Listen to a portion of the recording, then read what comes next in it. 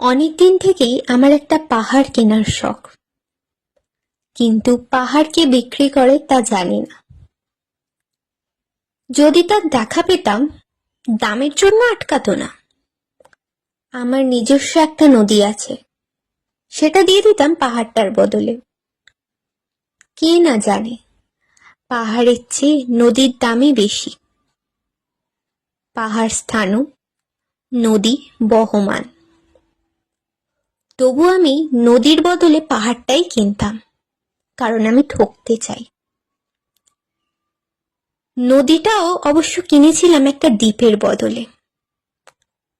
ছেলেবেলায় আমার বেশ ছোট্টখাটো ছিমছাম একটা দ্বীপ ছিল, সেখানে অসংখ্য প্রজাপতি।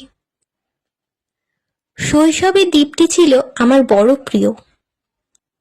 আমার যৌবনে দ্বীপটি আমার কাছে মাপে ছোট লাগলো। প্রবহমান ছিপছিপে তন্নি নদীটি বেশ পছন্দ হলো আমার। বন্ধুরা বলল, ওইটুকু একটা দ্বীপের বিনিময়ে এত বড় একটা নদী পেয়েছিস, খুব জিতেছিস তো। তখন জয়ের আনন্দে আমি বিহ্বল হতাম। তখন সত্যিই আমি ভালোবাসতাম নদীটিকে। নদী আমার অনেক প্রশ্নের উত্তর দিত। যেমন, বলতো আজ সন্ধেবেলা বৃষ্টি হবে কিনা। সে বলতো, আজ এখানে দক্ষিণ গরম হাওয়া, শুধু একটা ছোট্ট দ্বীপে বৃষ্টি। সে কি প্রবল বৃষ্টি, যেন একটা উৎসব। আমি সেই দ্বীপে আর যেতে পারি না।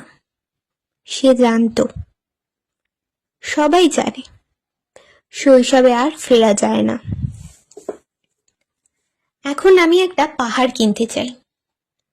সেই পাহাড়ে পায়ের কাছে থাকবে গহন অরণ্য। আমি সেই অরণ্য পার হয়ে যাব। তারপর শুধু রুক্ষ কঠিন পাহাড়। একেবারে চূড়ায় মাথার খুব কাছে আকাশ, নিচে বিপুলা পৃথিবী, চরাচরে তীব্র নির্জনতা। আমার কণ্ঠস্বর সেখানে কেউ শুনতে পাবে না। আমি ঈশ্বর মানি না, তিনি আমার মাথার কাছে ঝুঁকে দাঁড়াবেন না। আমি শুধু 10 দিককে উদ্দেশ্য করে বলবো, প্রত্যেক মানুষই অহংকারী। এখানে আমি একা। এখানে আমার কোনো অহংকার নেই।